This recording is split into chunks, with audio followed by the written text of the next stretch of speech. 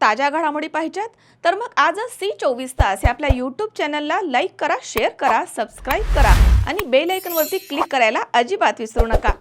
जागतिक पर्यावरण दिनानिमित्तानं गुरुवारी शहरामधील विविध ठिकाणी स्वच्छता अभियानांचं आयोजन करण्यात आलं होतं। या पार्श्वभूमीवर नंदिनी नदी परिसरामध्ये देखील विशेष स्वच्छता मोहीम राबवण्यात आली आहे।